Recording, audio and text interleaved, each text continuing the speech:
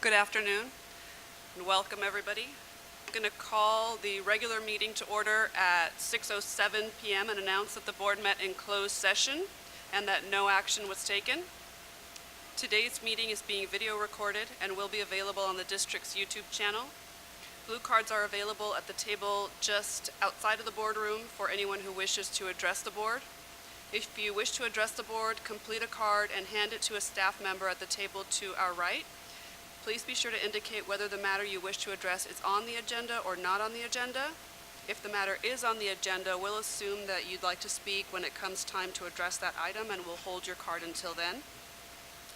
Our first item is always the Pledge of Allegiance. Please welcome me in joining our education partners from Arthur C. Butler, Mr. Celestino Pujeda, and Principal Christine Bieda. Please come up to the podium, and my colleague Beth Albiani is going to tell us all why you're here. Hi and welcome. Right there's great. You're good. Don't leave. Arthur C. Butler Elementary School is honored to recognize Mr. Celestino Pugetta as our education partner. Mr. and Mrs. Pugetta have a long history of supporting our children across multiple schools in our district. The Pugettas have two children, Julia Camille, a senior at Sheldon High School, and Celia Jane, a third grader at Arthur C. Butler. In addition to the 4 years they have supported children and teachers at Butler, they have also volunteered at Herman Leimbach, Helen Carr Castillo, and Raymond Case Elementary School.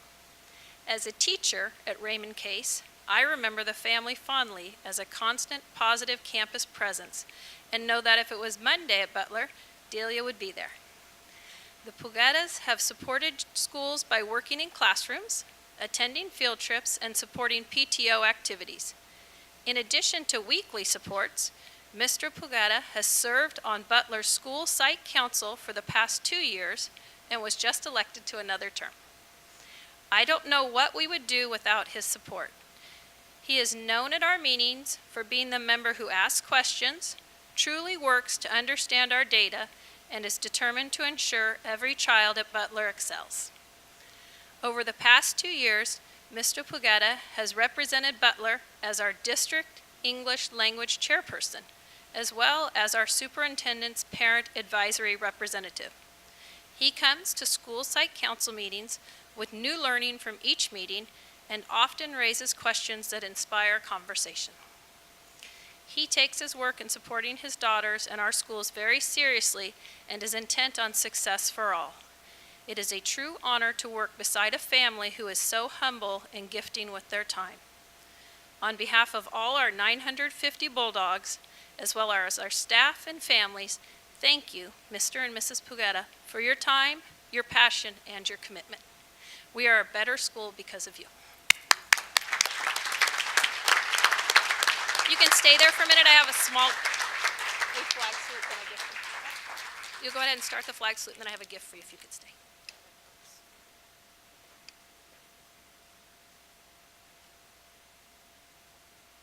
All right. I pledge allegiance to the flag of the United States of America and to the republic to which it stands, one nation under God, indivisible, with liberty and justice for all.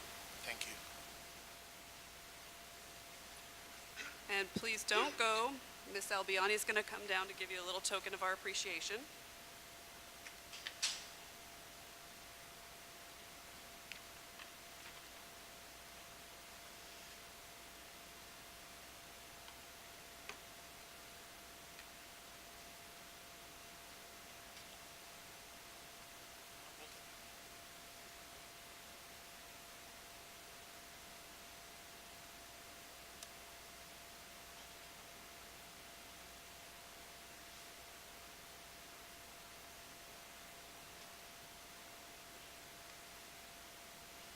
Thank you again.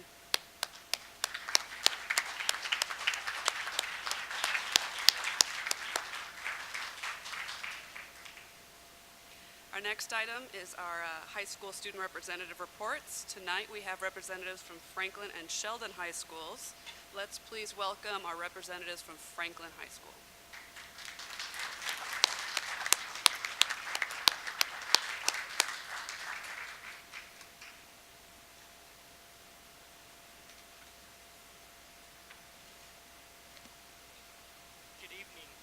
Chires Espinosa, members of the board. Good evening, President Chires Espinosa, members of the board, Superintendent Hoffman, and Ms. Avalos. My name is Matthew Jamamoy. And I'm Ashley Rehal. Franklin has been busy during the first part of the school year.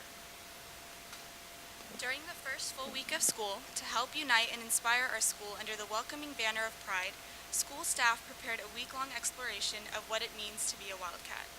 Accompanying our existing set of SLOs, pride posters were posted around our school, encouraging students to help sustain and develop a welcoming learning environment for all.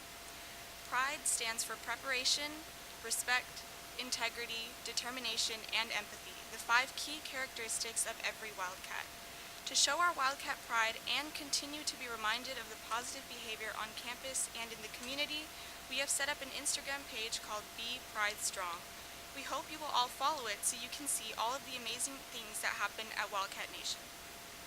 This year, Franklin High School is up for our next Western Association of Schools and Colleges visit, and in an effort to prepare for the report, our WASC student group has been meeting to look over data and gain a greater understanding of what to expect when the WASC visiting committee is here in March. The student group looks forward to the self-study process and to participating in focus groups with staff members and parents. Term 1 is officially underway, and students are working hard to start the school year off strong. With the SAT on August 25th, students were studying hard to achieve a great score. Students were able to use the Career Center as a resource, as it is a quiet place to study and offers guidance on the SAT. Our seniors are also using the Career Center as college applications for the University of California are now open. Our seniors are taking their first step into becoming college students. Last Monday was Back to School Night at Franklin. Parents and guardians who attended Back to School Night were able to come see the Franklin campus as well as meet their students' teachers. The event was very well attended and was a huge success. Tomorrow evening we are showing a 56-minute documentary called Angst. Angst is a movie about hope and anxiety. The filmmaker's goal is to have a global conversation and raise awareness around anxiety. We are anticipating a large group of parents, students, and family members tomorrow night to watch this documentary. As for activities, in the lead up to the new school year, to welcome our newest batch of students, the class of 2022, we held our Link Crew orientation on August 6th.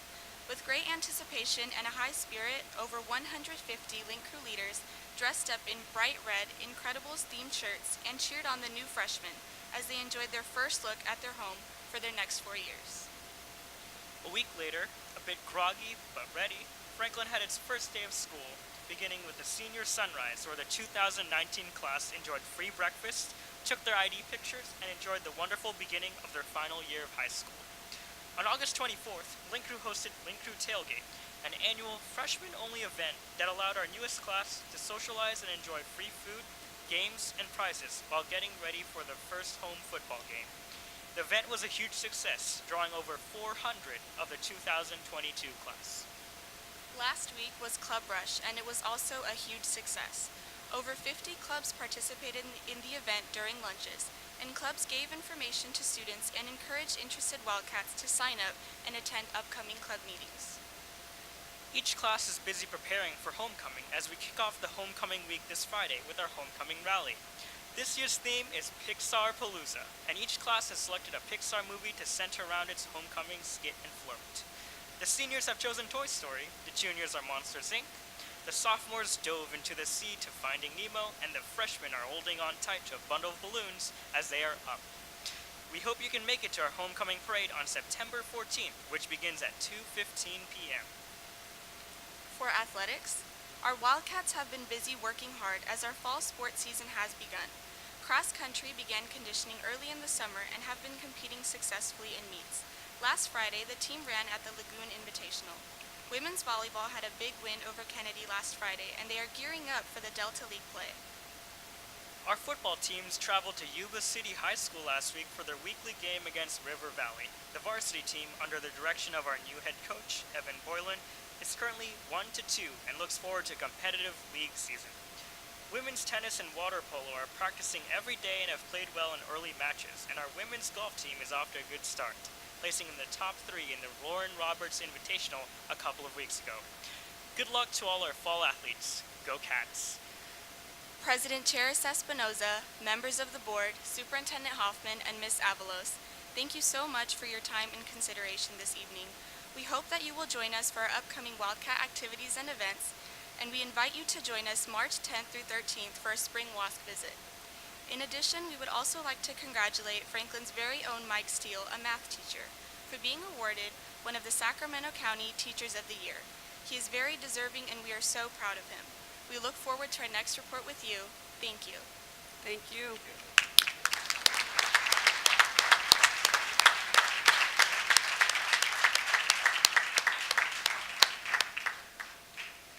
Next up, let's welcome our Sheldon High School representatives.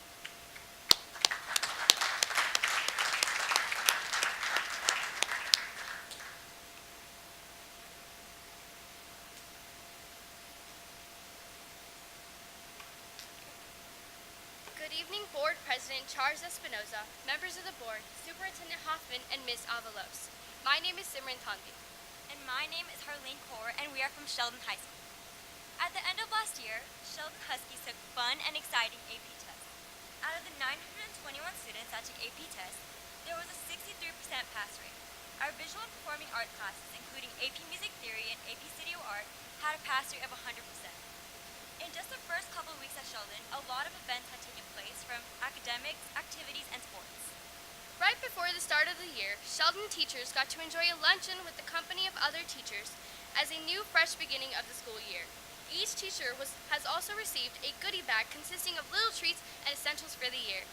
To kick off an amazing academic year, we hosted our first Renaissance barbecue this last Friday. Sophomores, juniors, seniors who achieved a 3.0 or higher in the fourth quarter of the 2017-2018 school year were awarded with a barbecue lunch. There was an attendance of 1,100 people, ranging from 312 receiving a gold 4.0 or above GPA, 689 receiving silver 3.0 or above, and 158 receiving a blue 0.5 increase. In the second quarter, this reward for academic achievement will be available to this year's freshmen. In other news, for this year's Constitution Day on September 17th, Sheldon's Equitas Academy is partnering up with the American Board of Trial Advocates and holding a special presentation by local judges and professors about the Constitution and the right to privacy to all. Upper-class social science classes will attend. Another way to celebrate this Constitution Day, Equitas Academy is hosting a mock election the same day for the upcoming November California and ballot measures. Meanwhile, 8 students from the Sheldon Yearbook team attended the 4-day National Yearbook Convention in San Diego. They spent the week designing and planning the 2018-2019 yearbook. They worked extremely hard and were rewarded for their efforts with first place recognition in overall theme and design, and first place for the more prestigious People's Choice, where they were recognized by their peers for their excellence.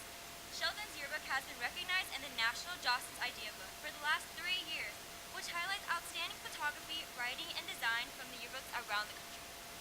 As a way to improve student involvement, Sheldon hosted a 3-day-long Club Rush to make clubs on campus more accessible to students. This event was held during both lunches, and tables were set up for each club representatives to advertise their clubs. This year, we had freshmen join the Sheldon community. And a way to make them feel welcome is our Team Husky program, where a group of 12 freshmen are put together with at least 2 upperclassmen mentors and 2 lovely staff members. They meet every Wednesday morning in their assigned classrooms and talk about how to get through high school. The mentors are all trained over the summer on how to conduct activities and be leaders. The Sheldon staff is an essential component into functioning the way that we do. Starting in September, 2 Staff of the Month members will be acknowledged throughout the month as nominations are accepted from parents and teachers and students. During the second week of school, Sheldon had her first football game against Burbank. Sheldon Huskies pulled through and won at a score from 40 to 39. Husky power was definitely an important factor, as the stands were full of students cheering and showing off school spirit with Sheldon gear and face paint that was provided up.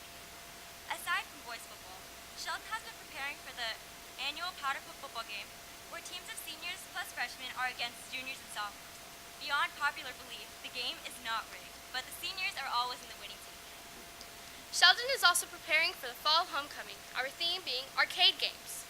academic award ceremonies promoting students achieving 3.75 GPA or better, and our Top Dog Luncheon, where teachers enjoy a lunch with the student they see achieving the right way.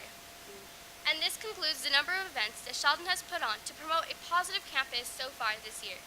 And with that being said, thank you for your time. Thank you, Sheldon.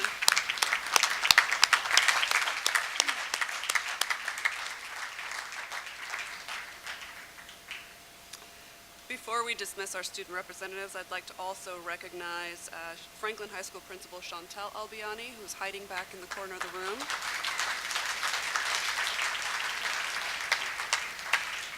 And nearby there is Ms. Paula Duncan, Principal of Sheldon High School.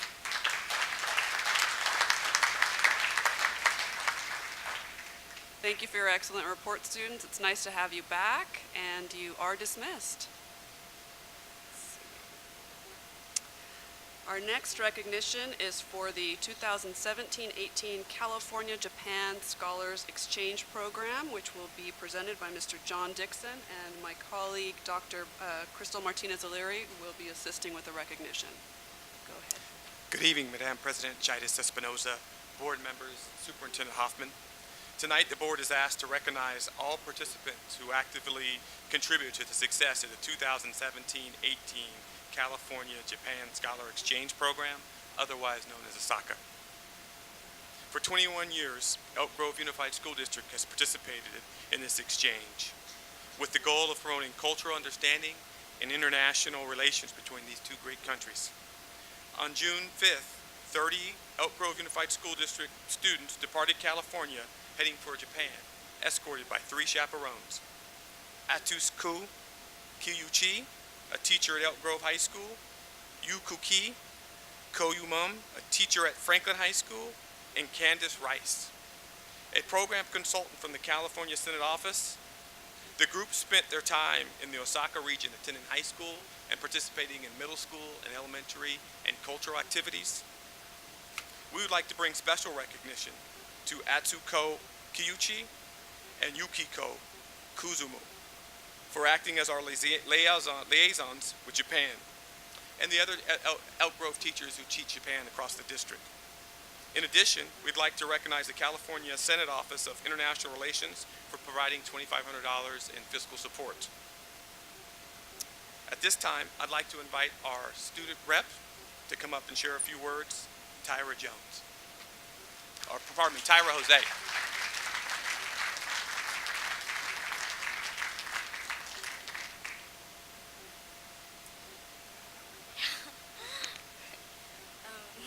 Good evening, President Chairas Espinoza, members of the board, Superintendent Hoffman, and Ms. Avalos. I'm Tyra Jose. I went to Sumiyoshi High School, and I was lucky enough to stay with one of the kindest, goofiest host families. I owe it to the program that I was given this opportunity to not only firsthand dive into day-to-day enriched experience of Japanese language and culture, but I also got to meet some of the best people I'll ever know, especially my host student. I really appreciate how at my school, Sumiyoshi, the PTA was so involved in trying to make our stay the utmost enjoyable and set up events for us to do almost every single day. We got to try on yukatas, make daifuku, visit a kindergarten, participate in a tea ceremony, and so many other things. Everyone at the school was so friendly and welcoming, and I imagine that's how it was at the other 3 participating schools. But the best parts for me was when I got to relax with my host family and sister, whether it was making food with them in the morning or taking a walk at night. They were always so considerate and fun. On my last day, they told me I could stay with them at any time if I ever came back to Japan, and I knew that I could always count on them even if they were all the way in Japan and I was all the way in California. And in the end, that's what I believe was really the meaning of this program, to leave your comfort zone, see the good nature in others of a different country, and create genuine bonds that could last your whole life. I'm sure everyone had the time of their life on this trip, so on behalf of my family, who's incredibly excited for me, the other exchange students, and myself, I would like to thank the senseis, the schools, and everyone else who was involved in those unforgettable 2 weeks. Thank you.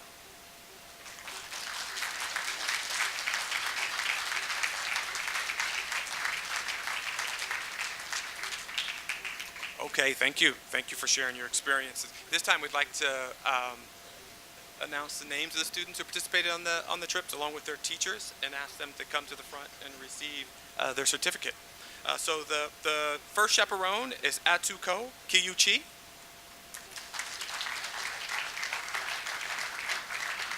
You're welcome. The second chaperone was Yukiko Kuzuna.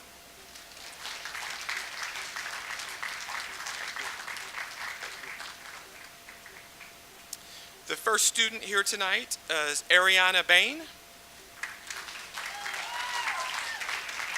Congratulations, Ariana. The next student is Marie Heather Bain.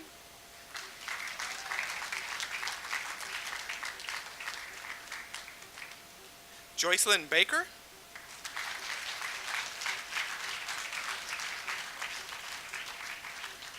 Natalie Cadret.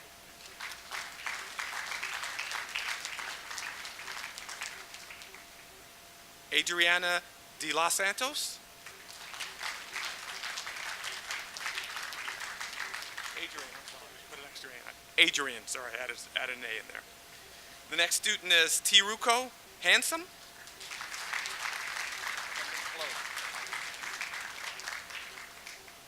Josephine Hunt.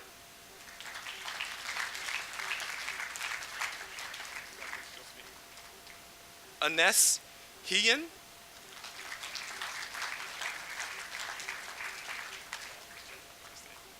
Tyra Jose.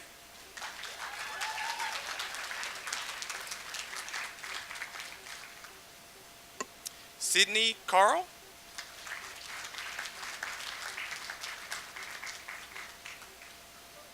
Jamila Califani.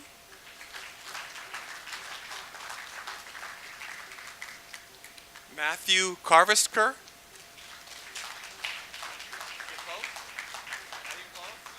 Sorry, buddy. Yvonne Martinez.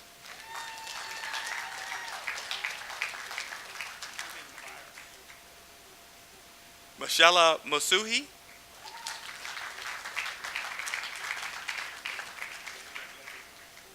Benjamin Wynn.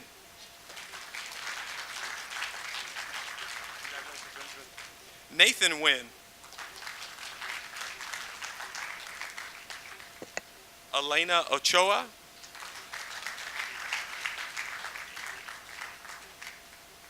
Olochi Okoro.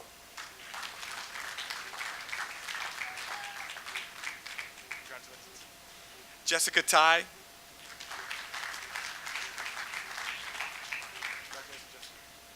Jennifer So.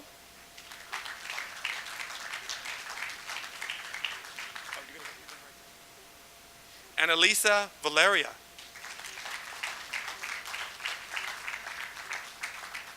And last but not least, Clarissa Wehudi.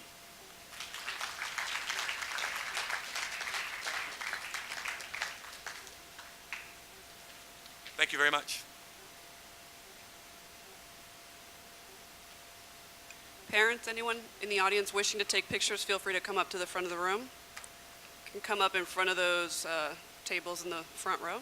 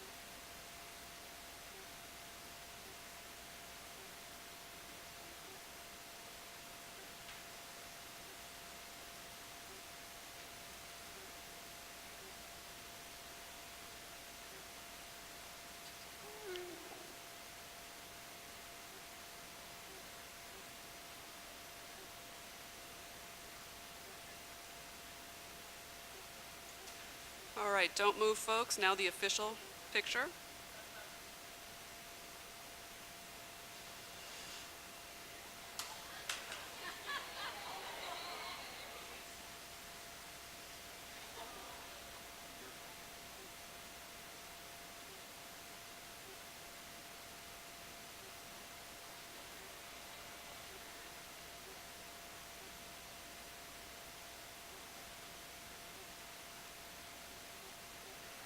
Congratulations again.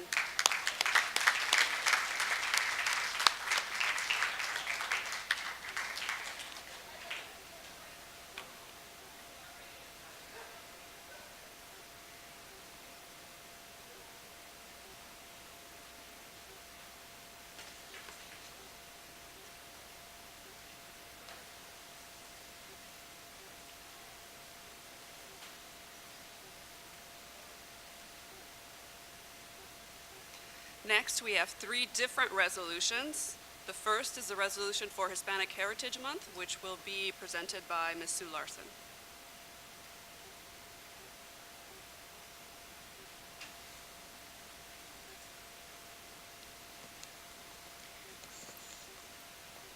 A little taller than the last speaker. Good evening, President Chairez Espinosa, members of the board, Superintendent Hoffman, and Ms. Avalos. Given that the Board of Education has been a strong advocate of diversity within our school district, members of the Board of Education have an opportunity tonight to recognize Hispanic Heritage Month, which celebrates the culture and traditions of U.S. residents who trace their roots to Spain, Mexico, the Spanish-speaking nations of Central America, South America, and the Caribbean. Throughout the year, the contributions of Americans with Hispanic heritage are presented in the regular curriculum. However, this special focus for 1 month serves as a reminder of the combined contributions of this group. Therefore, I respectfully ask the Board of Education to adopt Resolution 10 that designates September 15th through October 15th, 2018 as Hispanic Heritage Month. I'd like to call for a motion. Moved by Ms. Singh-Allen, seconded by Mr. Madison. All in favor, please signify by saying aye. Aye. And that is approved unanimously. Thank you, Ms. Larson. Next. Next is Constitution Day. September 17th, 2018 will be the 231st anniversary of the formation and signing of the Constitution of the United States of America. The Constitution that still governs and guides our country today has had significant political influence around the world. The values and beliefs that are represented in this document are ones that which with citizens of our country should be familiar. Therefore, I am asking the Board of Education to adopt Resolution 11 that designates September 17th, 2018 as Constitution Day, communicating a clear message about the importance of our country's foundational governing document, as well as the importance of civic values. I'd like to call for a motion for resolution number 11. Moved by Ms. Albiani and seconded by Dr. Martinez-O'Leary. All in favor, please signify by saying aye. Aye. And that passes unanimously as well. Thank you, Ms. Larson. Next up, Ms. Pinkerton is going to present our resolution on high school voter education.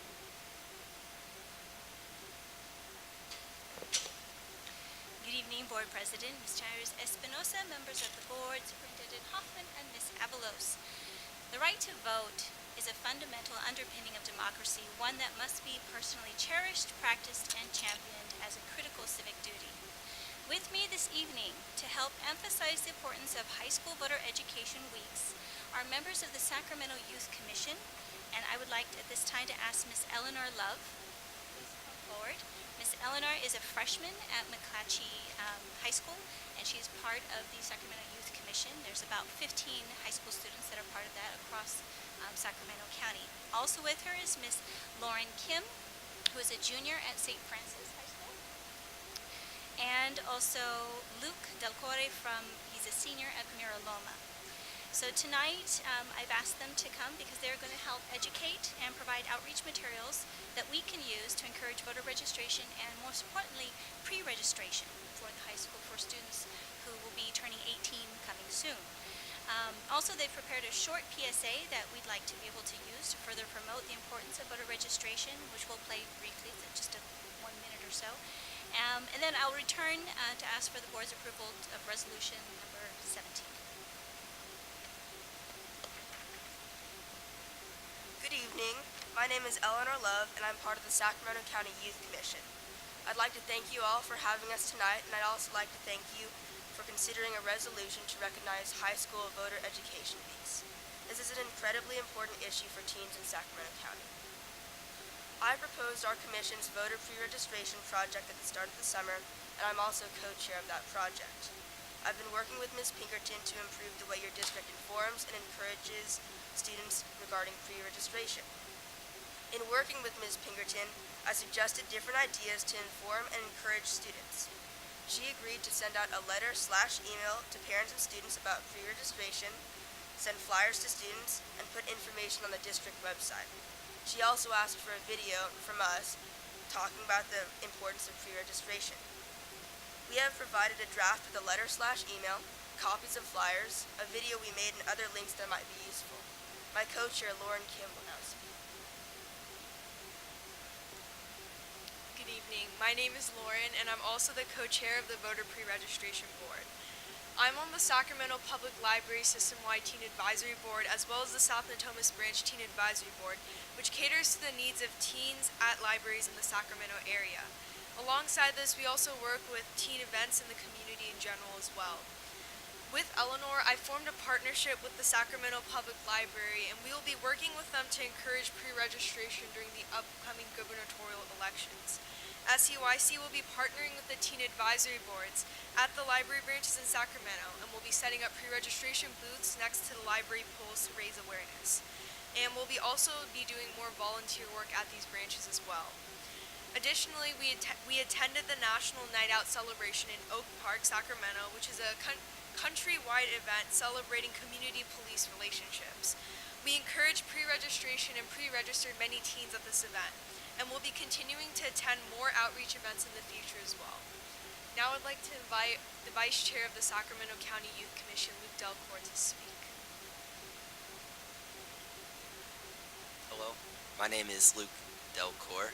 I'm the Vice Chair of the Sacramento County Youth Commission, and I'm also a member of the Voter Pre-Registration Subcommittee. We represent the teens of Sacramento County, and our job is to improve the issues that the teens face in Sacramento County. So voting in general is extremely important, and the 18 to 24-year-old age group is consistently underrepresented in every election. And so pre-registration is one of the easiest steps that a 16 or 17-year-old can take to be prepared to vote, and they are more likely to vote after they've been pre-registered. When we conducted our research during the beginning of the summer, we found that roughly 10% of eligible teens were actually pre-registered to vote, which is a relatively low statistic. It became clear to us that pre-registration, this opportunity, is something that not enough people know about, and it's an important action that teens can take to contribute to their community in their futures. So our overall goal became to raise awareness, not only among teens, but also among parents, among adults, about voter pre-registration, to help increase the number of people who pre-register. We hope you find our materials useful. Our video, I think, will show here in just a moment, and we hope to continue with this partnership into the future. Thank you. Thank you.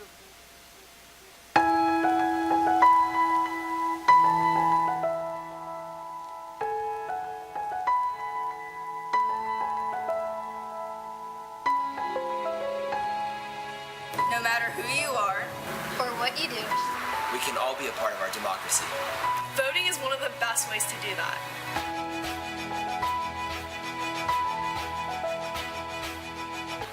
When you vote, you decide who your leaders are, whether it's at the national, state, or the local level. pre-registration is the quickest and easiest step that 16 and 17-year-olds can take to be prepared for voting. This way, you're automatically eligible to vote when you turn 18. Pre-registering is as easy as one simple form, or you can pre-register at this link. everyone deserves to have their voice heard. You can make a difference by pre-registering today. You can make a difference by pre-registering today. You can make a difference by pre-registering today. You can make a difference by pre-registering today. You can make a difference by pre-registering today.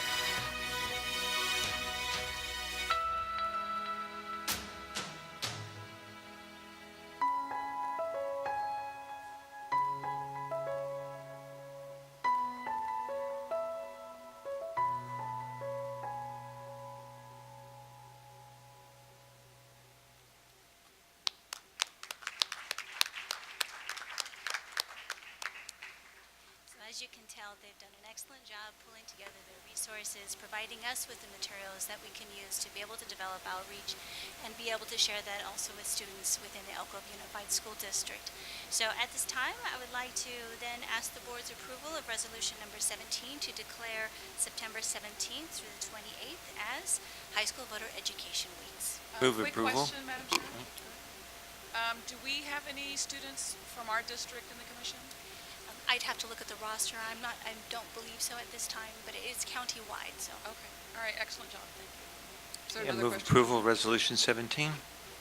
I have a motion for approval of Resolution 17. Do I have a second? And a second by Mr. Madison. All in favor, please signify by saying aye. Aye. That passes unanimously, and with that, I want to thank the students for your help in our outreach efforts and all the work that you do. So thanks very much.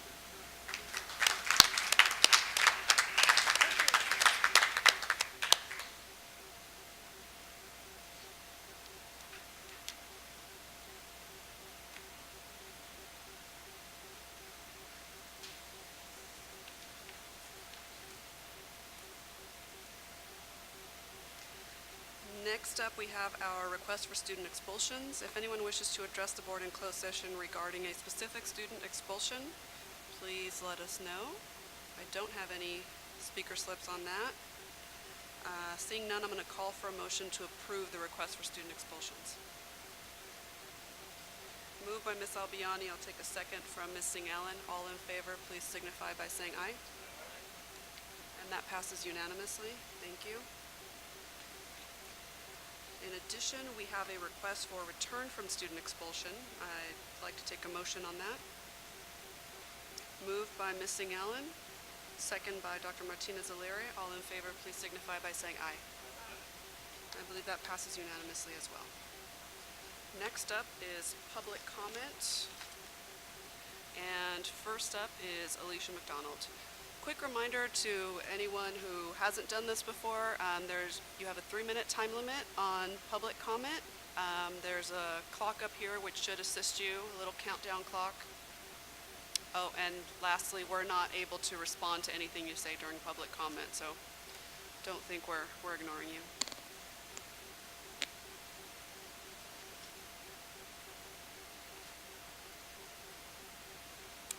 After Ms. McDonald will be Lily Devaney.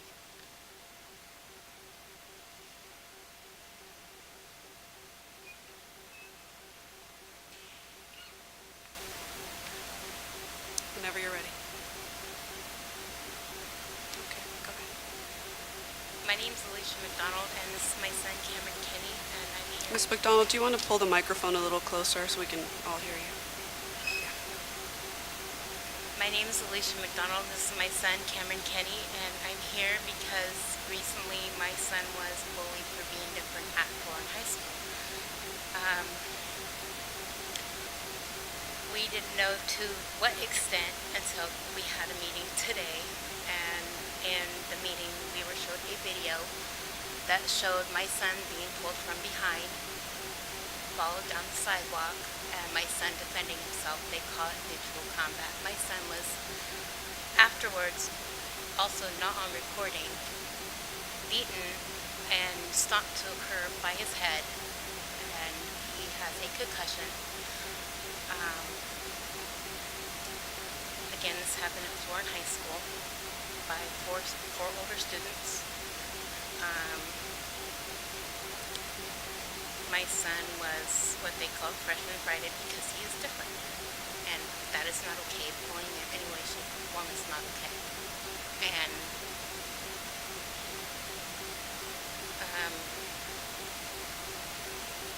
we're here to find out what's going to happen, because all that was done was my son was suspended from school for 4 days for mutual combat. It wasn't mutual combat, it was self-defense. My son was self-defending himself, and it's not mutual combat. My son was bullied.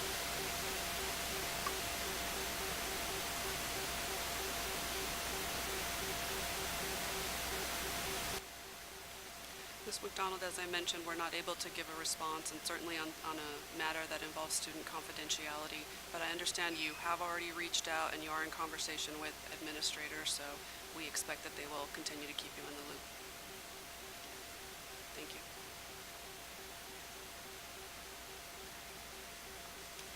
Next up, Ms. Lily Devaney, who will be followed by Dr. Jazz Cower.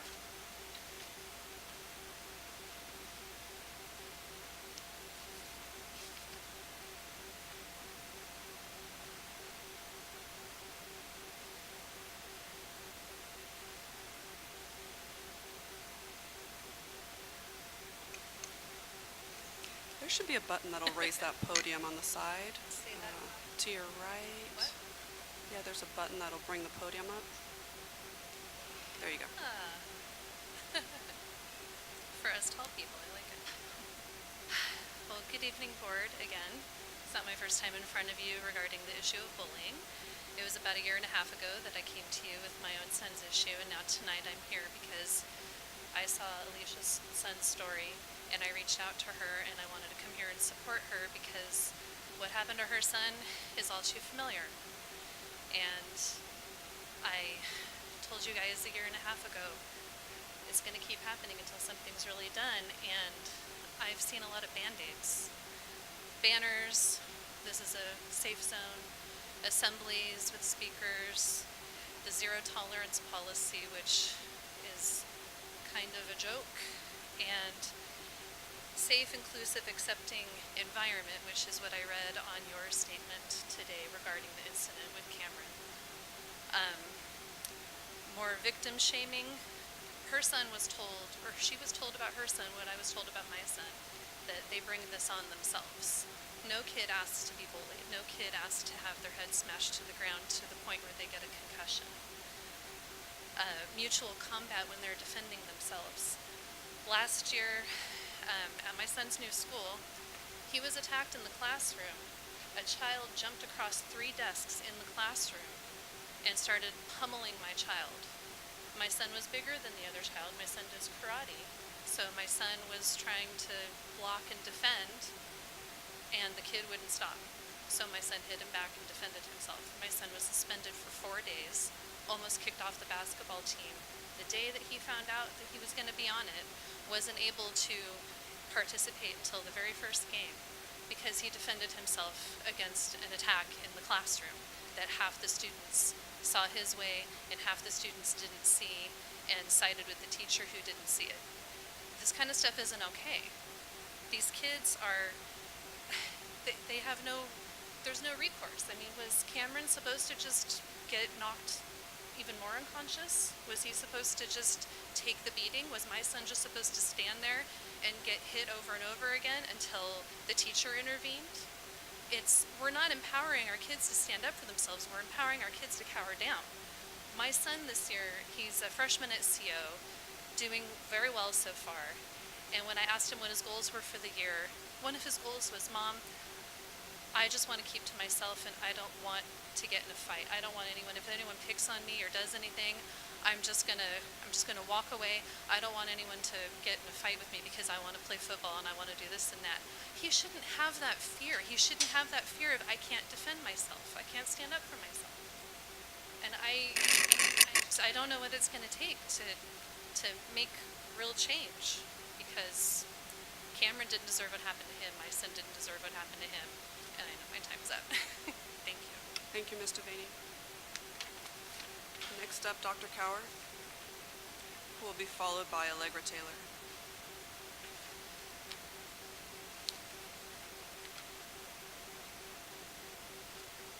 First and foremost, my deepest sympathy to Mrs. McDonald and your son. It's really hard to kind of go after hearing something like that. Good evening, distinguished board, Superintendent Hoffman, Ms. Espinoza.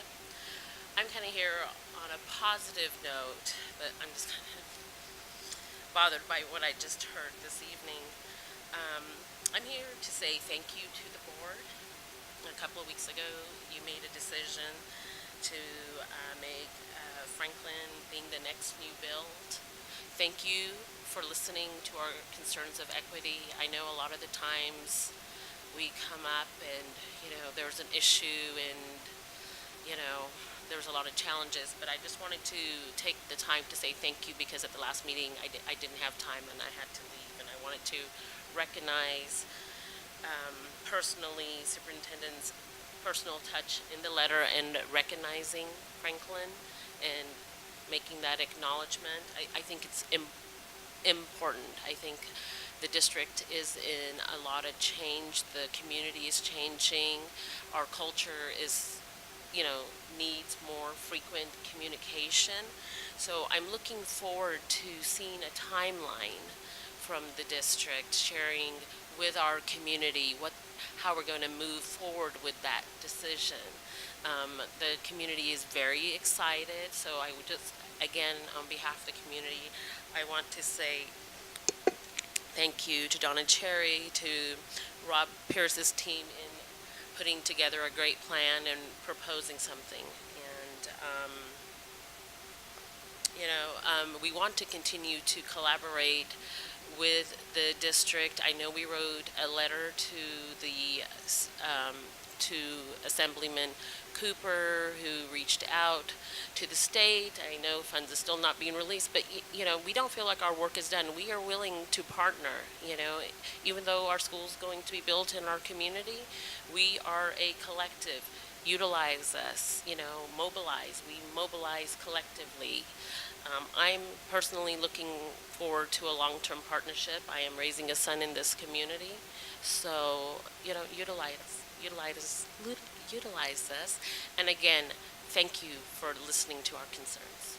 Thank you, Dr. Carroll. Ms. Allegra Taylor, who will be followed by Leslie Cannon.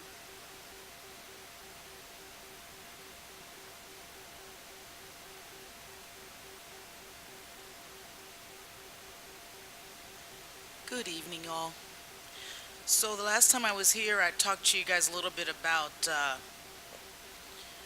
what's happening with our African American youth. And I'm still here talking about the same thing. One of the things that I want to bring to the attention of the board is know that when we come before you, we've done our homework. Know that when we leave you, we're going to go and do some more homework. Anything you say to us, we're going to check it out. Anything that you claim that you're going to do for our children or that you've already done for our children, I'm talking about black children in particular, we're going to see if what you're saying is accurate. The criminalization of black children in the Elk Grove Unified School District is real. So I'm here today and I'm supporting Ms. Cannon. And as you know, Julian is going to court and we'll all be going to court. I want to know, how is it in Elk Grove Unified School District that a child is accused and then obviously found guilty enough to go to court? The procedures that you claim that are in place don't appear to be those procedures that are in place.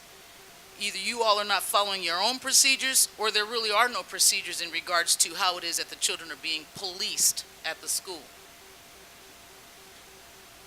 You all say that the teachers make these decisions. It appears as though that the board here actually does make quite a few decisions themselves. It also appears here that the board also holds the clout on who they can terminate and who they can keep when it comes to the SROs. You guys always claim to sit behind a contract that you have, but it appears as though you have a little bit more power than it is that you've indicated to us that you have. Don't ever think that because we are black women that come here and talk to you that we're stupid or we're ignorant. When you guys try to play us like you're doing something and you're really not, we're going to find that out. And we're here to speak power to authority, because you guys are the ones that are in authority. If we don't tell you what you're doing that's wrong, then you're going to keep on doing what you're doing. There's obviously a problem here. There's obviously a problem in this district. Do not dismiss the fact that we're spending our time coming here to speak to you all to get some changes that will complement our children. Don't mistake the fact that we're here just to vent. We're not. We want action. We demand action. We want action with your SROs. We want action in policy. And we're going to stay here until we get it. So don't underestimate the power of the community. Don't underestimate the fact that we're here just to vent, like I said a minute ago. We do our homework. Big shout out to Valley High School. Some of your schools are going through some challenges already. Please finish up. I'm sorry, you didn't stop the other lady when she was talking, and I've got 13 more seconds, or am I 13 seconds over? 15 seconds over right 15 now. seconds over? Okay, I'm gonna finish up. Don't underestimate the community. Don't play with us, saying you're doing something and you're not, because we're gonna hold you accountable to what you say. Thank you, Ms. Taylor.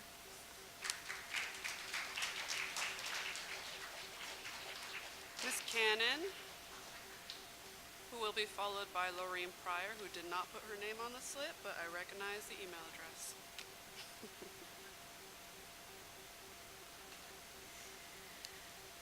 Hello, good evening. I'm Leslie Cannon, and I think the last time I was here, I think I told you that Julian called to probation before court. Anyway, he went to court, and he has another court date. We were a little kind of railroaded and kind of assigned a public defender who was a student. But thank God I had an attorney. Was they really shocked that we had an attorney for this? And I said, you're darn right to have an attorney for this. So, Julian is in therapy weekly. School started on the 17th. On the 18th, he had to get his schedule changed because he walked into a psychology class, and the boy Alex was in his class. So, it got changed. Of course, Julian was smart enough to walk out of the class. Julian has 3 class schedule changes. So he's missed out on a lot of instruction, but it's all based off of this. He was put in 2 PE classes. Why does he need 2 PE classes when he's an 11th grader and he already fulfilled that? So, again, he's missed more. Can he put him in some core classes that he needs to make up? He had a D. So I had to guide the school. Why do I have to do that? Meanwhile, he's still missing because he's getting shuffled around. Very, very frustrating. So, one, I want to know, how come he wasn't offered conflict resolution instead of an SRO officer with the citizen's arrest and a citation? How come he wasn't offered a no contact from the student? I was told that mediation wasn't offered because they didn't think I would be interested. So I'm saying, you thinking for me now? We shouldn't be here. We shouldn't be in court. Julian's missed a lot of schooling because of this. So he comes back from counseling. He had counseling twice in 1 week, and he had court. And then he came back and he was given a quiz. How are you going to give him a quiz? First of all, he's on IEP. You're not even considering that, hey, this guy is going through a lot. Okay, he's facing trauma every single day. It's something every single day. And then you give him a quiz. Of course he flunked the quiz. But it's like, it's no big deal. Oh, we're sorry you put him in the class with Alex. Oh, that'll never happen again. But every day it's something, and he's being affected by it every day. This kid is going around basically following my son wherever he is. When he's with his friends, he comes where he is. My son is trying to stay away. He doesn't want to continue to be labeled. So please pay attention and do something. Just something. Thank you, Ms. Cannon. Ms. Laureen Pryor.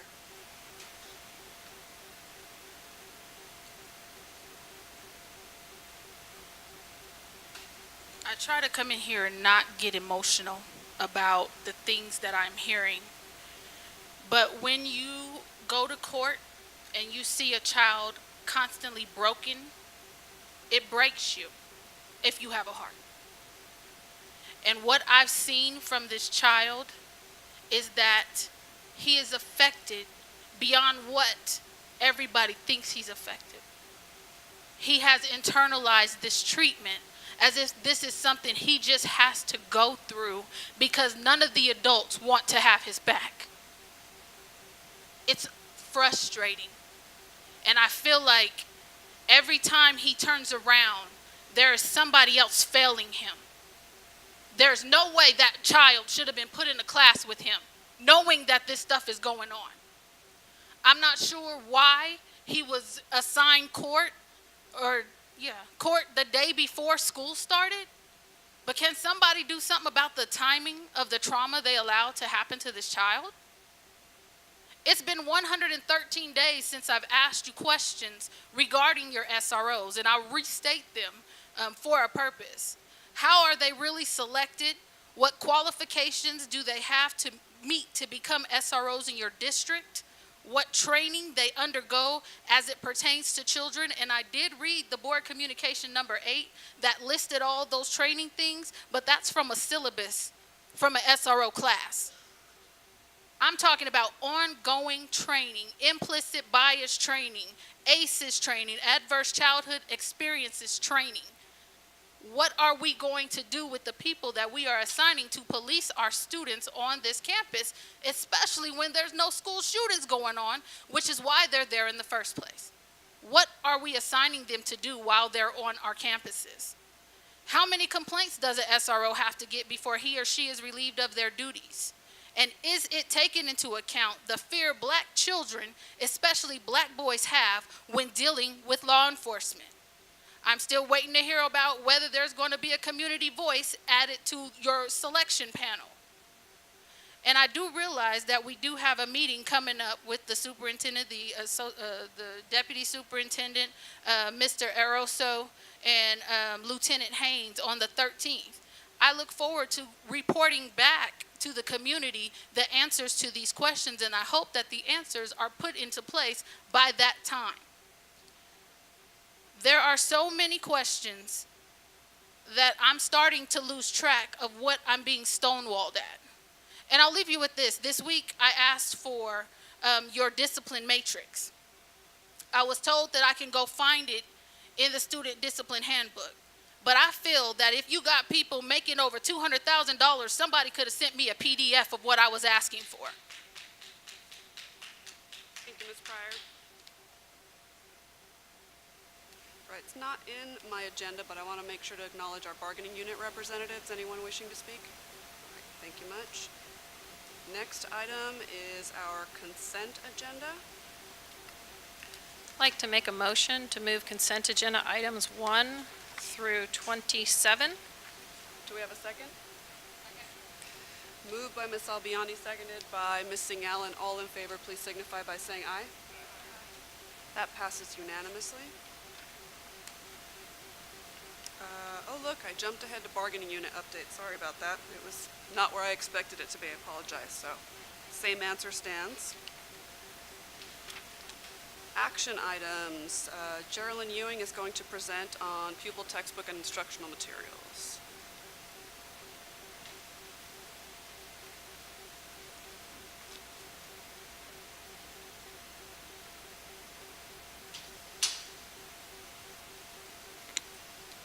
Good evening, President Chavez Espinosa, members of the Board of Education, Superintendent Hoffman, and Ms. Avalos.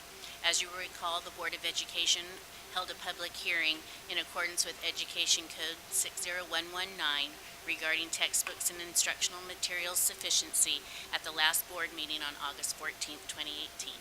Tonight I'm here to request that the approval of Resolution Number 6, certifying that the LCFF and Proposition 20 monies are expended to ensure that each pupil has sufficient textbooks or instructional materials in accordance with law. Thank you. I'd like to call for a motion or act. Are there any questions? See a motion from Dr. Martinez-Leary and a second from Mr. Forcina. All in favor, please signify by saying aye. Aye. And that passes unanimously. Thank you.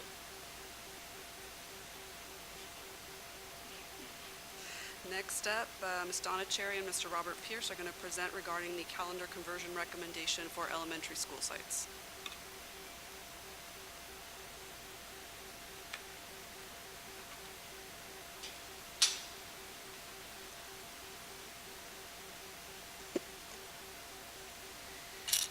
President Chavez Espinosa, members of the board, Superintendent Hoffman, and Ms. Avalos. Deputy Superintendent Pierce and I are here this evening to provide you with information and also to make a recommendation for possible school calendar changes. We began this process about 8 months ago, which is quite earlier than we usually begin this process. And our purpose this evening is to provide the Board of Education with enrollment and projection data, also to provide you with a timeline for completing school calendar conversions, and to make a recommendation for school calendar conversions, and that is for 2019-2020. We've had at least one staff meeting and at least one community meeting for each of the 4 schools under consideration today. The community meetings generally had between 20 and 60 families in attendance, and after the meetings, we also provided input forms for staff as well as community members so that we could collect information from all of the members of the community and all of the members of our staff who wanted to provide us with information. So the board may recall that the 4 schools we looked at when we began this process over 8 months ago, one of those schools was Donner Elementary School. And again, this is an annual process that Ms. Cherry and I and various cabinet members take a look at all of our school calendars to ensure that they're still consistent and viable. But Donner Elementary was a school that we were looking at with regard to possibly coming off of multi-track year-round. You can see here on the slide before you that we look at all the previous year's enrollment dating back to 13-14, and then we project the enrollment forward, in this case through the 18-19 school year, which is now. Those are actuals as opposed to projected, and then we project for 19-20 and also 20-21. We compare in the middle of the past years and the current year the traditional capacity of the school and the multi-track year-round capacity of the school to see if we can accommodate all of the general education students on a traditional calendar. What I would suggest to the board, again, having started this process very early last school year, there's been a number of changes at Donner Elementary School since then. We have adjusted the traditional calendar, well, both capacities, in fact, to reflect just the general education classrooms and to pull out of the capacity the special education program classrooms. And as we've done that, Ms. Cherry will have some talking points on this later, but unfortunately looking at Donner's enrollment and capacity at this point in time, we are not recommending that we actually consider taking Donner Elementary School off of a multi-track year-round calendar at this point. So from the community, we had 16 forms turned in, and that was staff as well as the community. And you can see that 8 of those were in agreement, 8 of those had concerns. In general, those that were in agreement thought that moving from a year-round calendar to traditional was easier for matriculation from elementary school, and also that they would enjoy a longer summer break. Those who had concerns, their concerns were, of course, just the opposite of that, shorter breaks, the reduction of calendar time for principal, vice principal, and possibly the office staff members, and differences in their vacations. And similar to Olathe Donner, we looked at Joseph Sims Elementary as a consideration to come off the multi-track year-round calendar. Again, same analysis dating back to 13-14. I do want to point out for the board and community's consideration the stark or dramatic drop in enrollment from 14-15 to 15-16. That was a direct result of Marion Mix Elementary School opening, not necessarily demographics in the neighborhood changing. But projecting forward, you can see that just with regard to the general education program, it is slightly declining moving forward. You can see current actuals are 742 students, albeit slightly up from last year, 10 students, but a slight decline moving forward. Joseph Sims is another elementary school due to the growth of our ASD programs. We've had to locate programs at Joseph Sims since this consideration began. You can see that that's had a dramatic effect on their traditional calendar capacity, and simply put, that traditional calendar capacity cannot accommodate all of the general education students at Joseph Sims. I do want to add, because it relates to Donner Elementary School as well.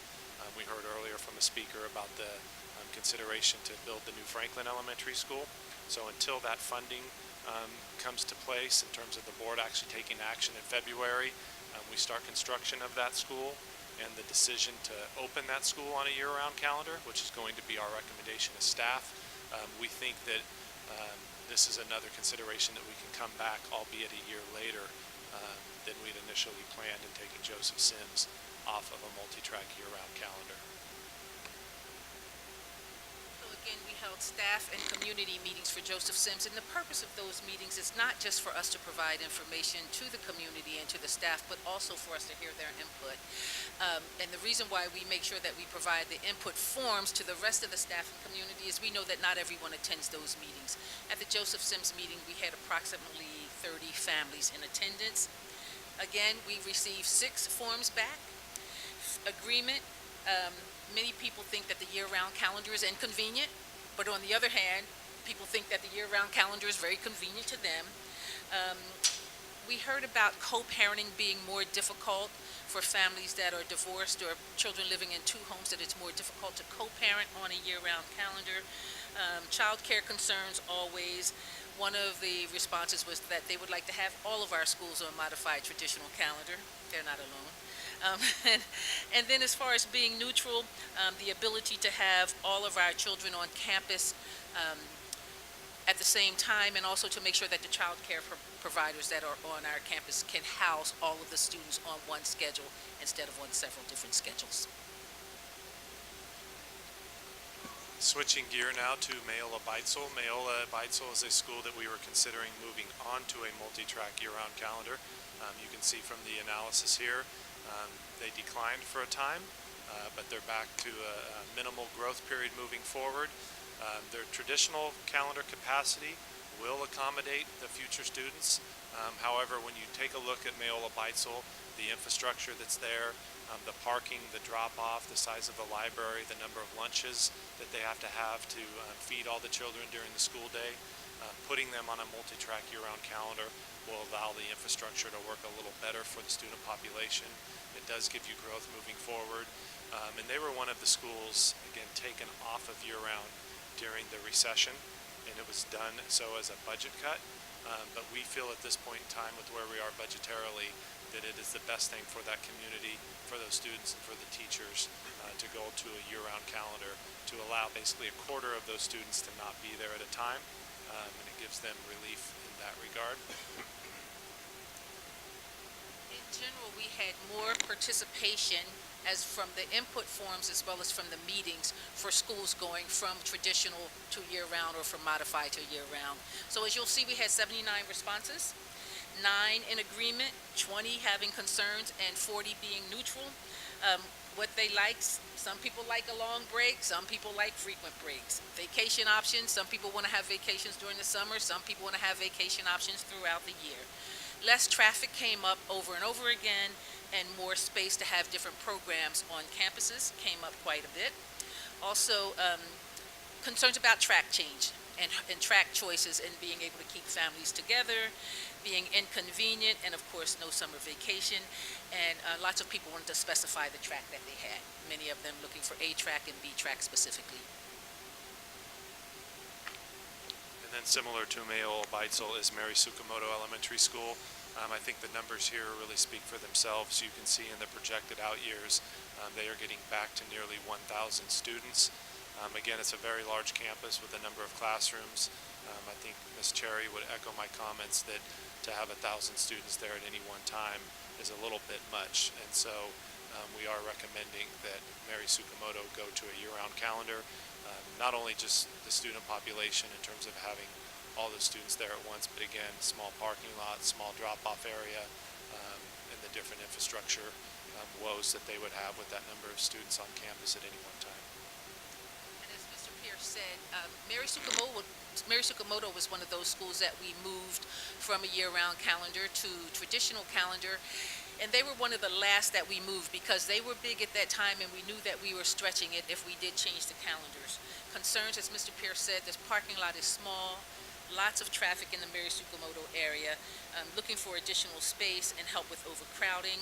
Matriculation into middle school people really like the idea of going from a traditional or modified traditional elementary school to matriculate into middle school, vacations, and we heard lots of times, please consider modified traditional calendar.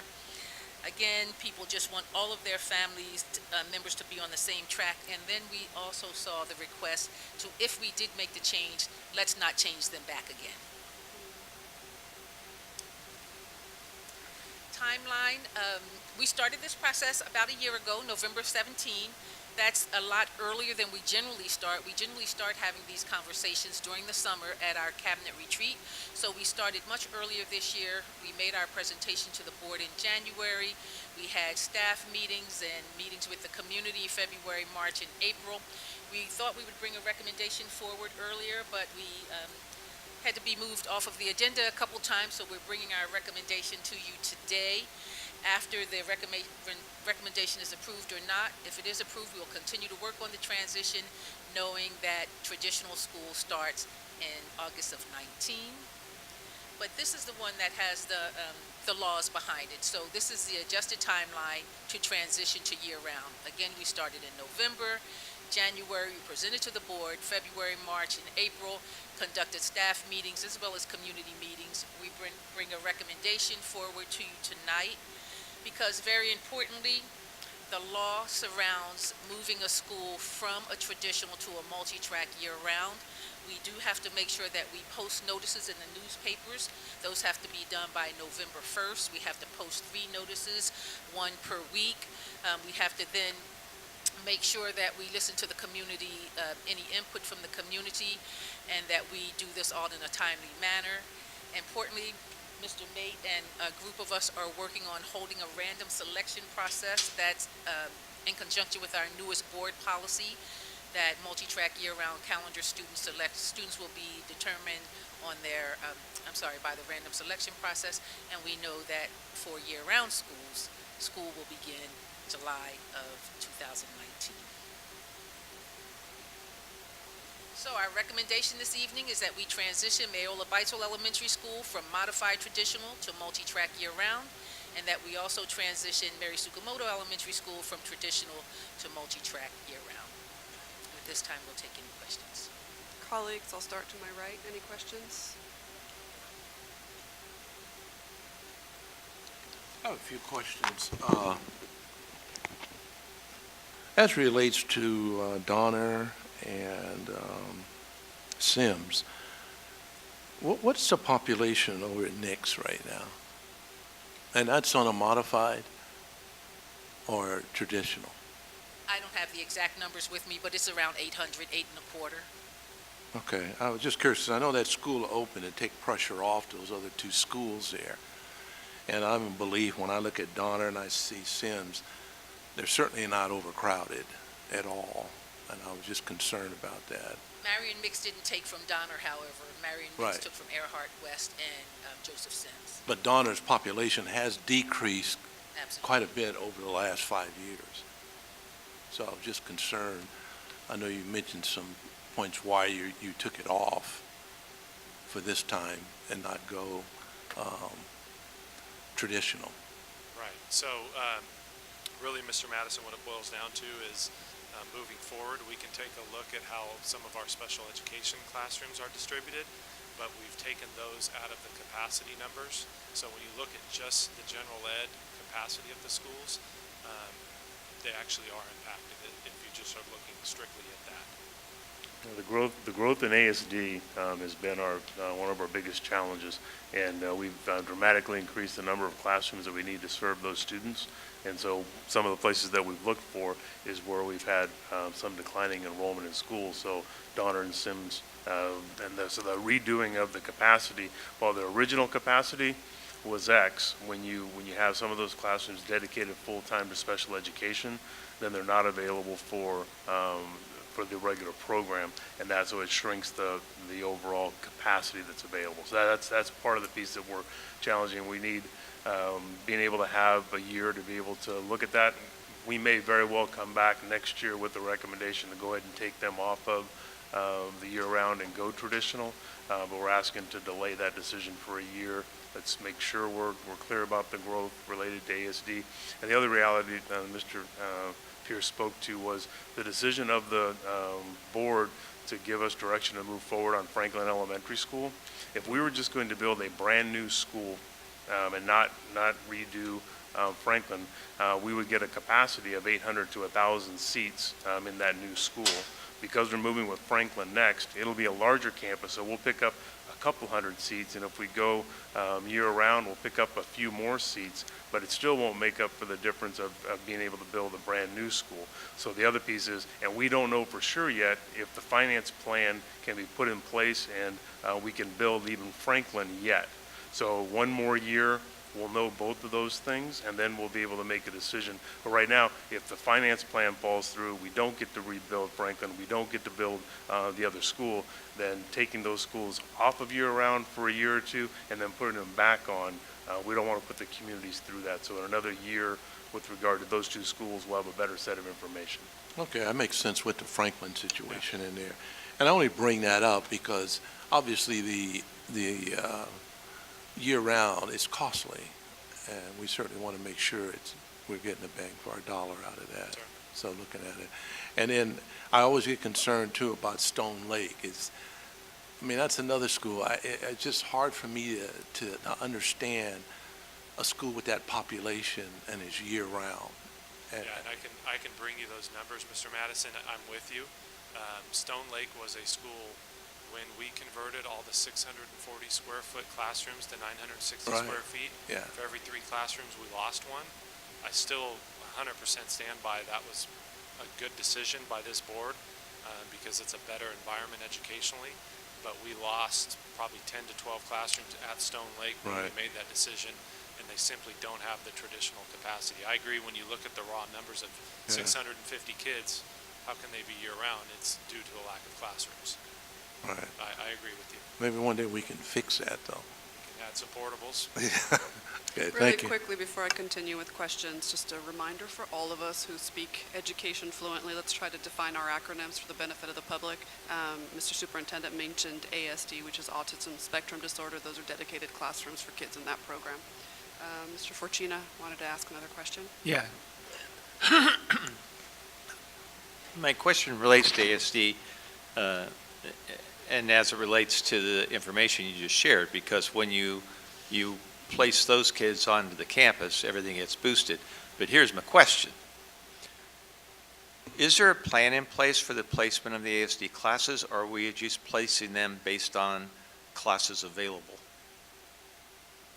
I don't know if Mr. Cerruti wants to address that. We are working on a plan as we speak. Again, I don't want to speak for special education. I will say the growth year to year is something that we watch very closely.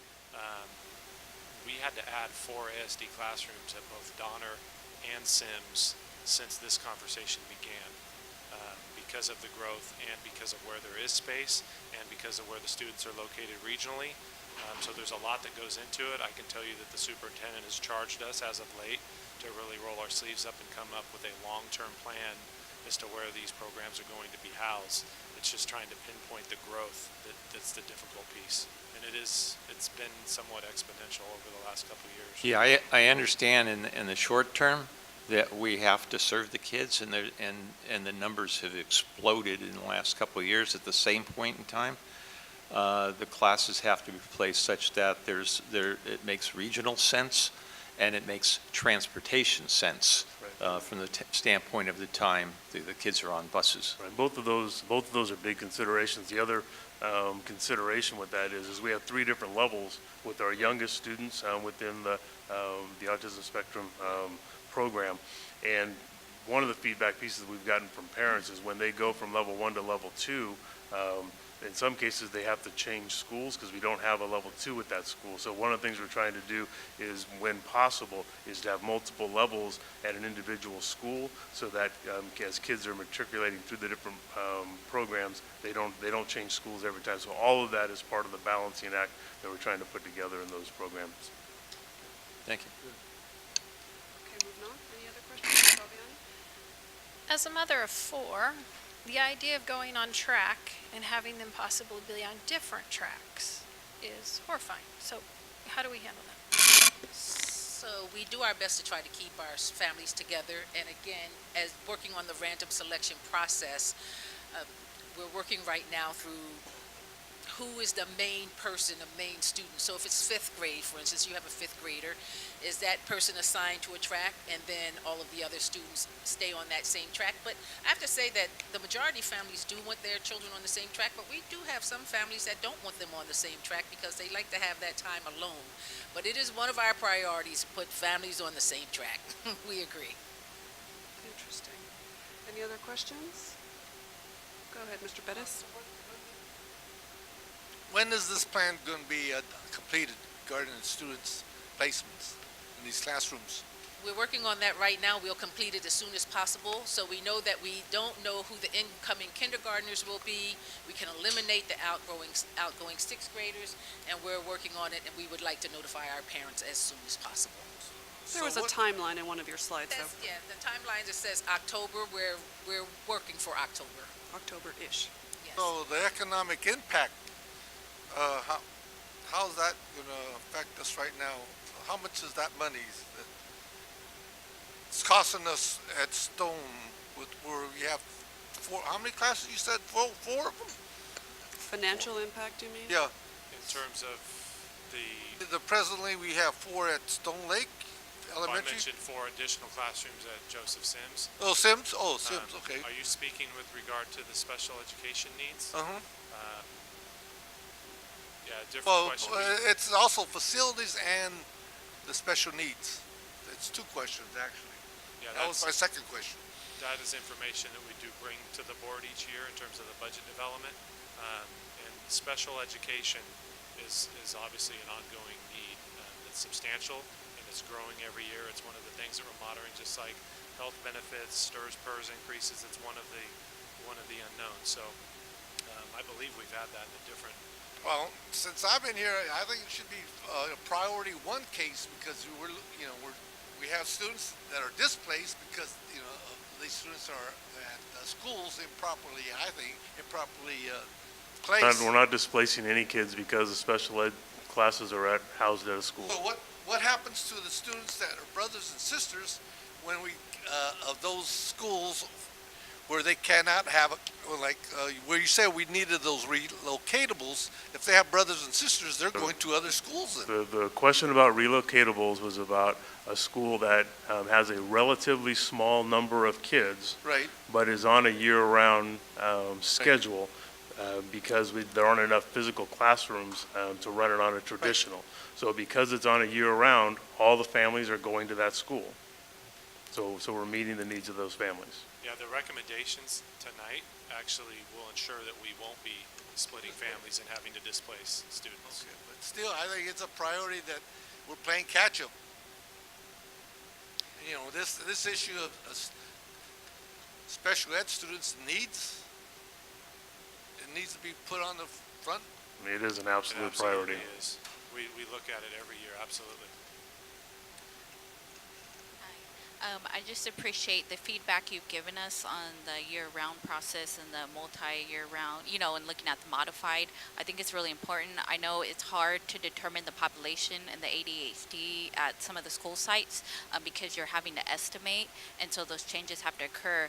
I just think just coming from the mind frame of a parent, if we're constantly having to change schedules at certain school sites, I'm just trying to be consistent maybe across, our changes we're making. So I can understand that concept with Mary Sugimoto not having a back and forth type of situation going on with them, hopefully, because once a family gets adjusted to a certain schedule, and then like in 2 years from now or a year from now, that could disrupt their whole household. So I just wanted to bring that forth because that is a concern. When we first made the calendar changes several years ago, we gave every community a guarantee that we would not change calendars again for at least 3 to 5 years. We've held to that commitment not to change those calendars, and we look very closely every year at the enrollment and projection enrollment so that we can make wise decisions. Just piggyback at Superintendent Hoffman made the point earlier. That's why we're not comfortable making the change right now at Sims and Donner, because we don't want to do this just to turn around and make another change in a year or 2. Thank you, that makes sense. So I actually had about the same question. I think you've actually answered one of my questions, is when the change is made, how long do we hold to that? Obviously, we've had a lot of parents here. I've lived through these calendar changes, and it is very disruptive, and so the more we can plan and anticipate, the better, I think, for the community. For the live meetings, do we just have one live meeting and then we send information to the families, or how often did we actually have live meetings to get information? So we had one live staff meeting and one live community meeting, and then we gathered the input, and then once the recommendation is affirmed, we'll go back out to the communities. So then how do we get feedback from the families that didn't participate? Are the same questions that you send out? Or how do we actually engage them? Because not everybody obviously will attend. Do we have a mechanism of getting information from them? Everyone received the survey. And Everyone gets a survey? Yes, and then also principals continue to put that information into their regular communications that go out to the community. So none of this should be a surprise to any family. We have communicated on multiple levels at the school side with a live meeting and then constant other information.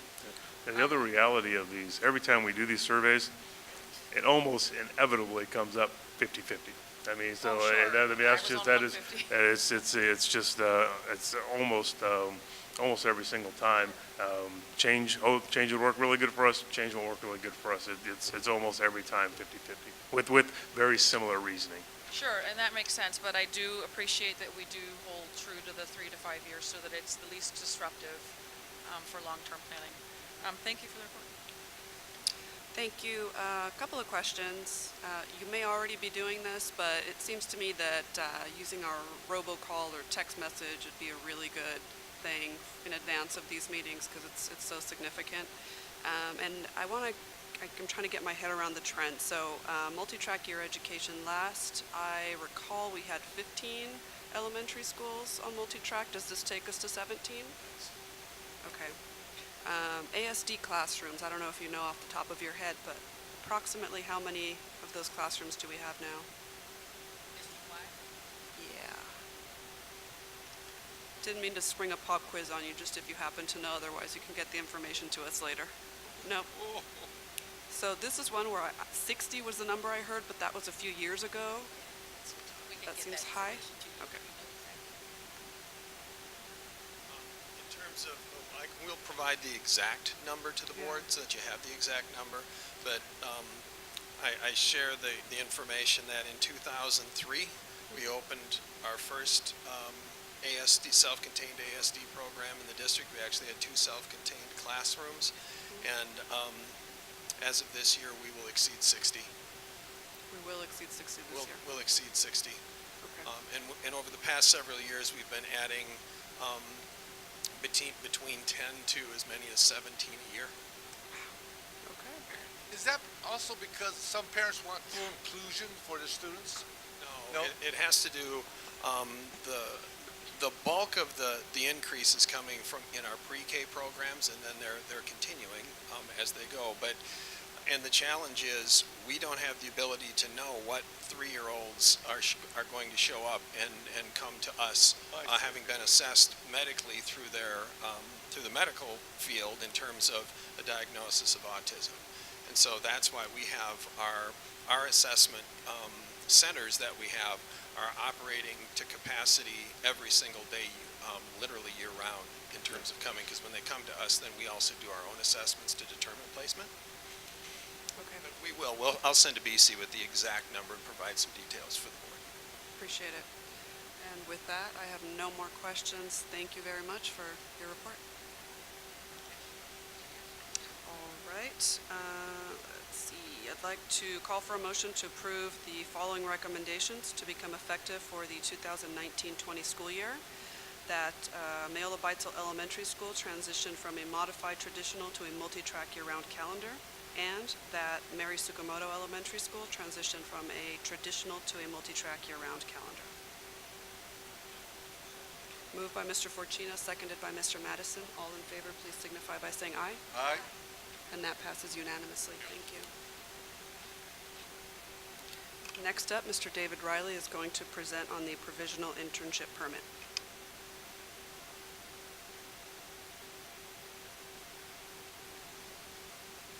Good evening, President Chavez Espinosa, members of the board, Superintendent Hoffman, Ms. Avalos. Although a diligent search for a fully credentialed teacher has been conducted, special education has been unable to fill a vacancy at Valley High School. Araceli Gutierrez was a paraeducator and temporary special education teacher with Valley High School in the 17-18 school year. She is currently enrolled in a program to obtain her preliminary education specialist mild moderate credential. We are requesting that a provisional internship permit be approved to enable Ms. Gutierrez to continue as a temporary special education teacher with Valley High School for the 18-19 school year while she completes the necessary testing requirements to become intern eligible. Do I have a motion? Moved by Ms. Singh-Allen, seconded by Mr. Bettis. All in favor, please signify by saying aye. Aye. And that passes unanimously. Next item, Mr. Riley.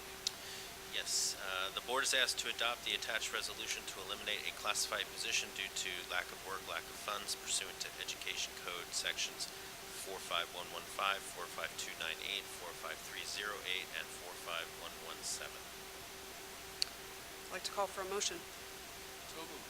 Moved by Mr. Bettis, seconded by Ms. Albiani. All in favor, please signify by saying aye. Aye. And that passes unanimously as well. Thank you. Thank you, Mr. Riley. Next, we have our board member and superintendent reports. I'm going to start to my far left, Ms. Singh-Allen. Sorry, didn't mean to catch you there. Trying to grab a snack. Dr. Martinez-O'Leary, Mr. Bettis, Ms. Albiani, Mr. Madison, and Mr. Forcina. Yes. Please take it away. I just recently attended Sheldon High School FFA steering committee meeting that I sit in. I sit on both Elk Grove High School and Sheldon High School. And really pleased to report that the two teachers that are at Sheldon right now are working diligently to increase the enrollment in the agricultural science program, as well as working with school district staff in pursuit of a pathway for Sheldon High School in the ag science area.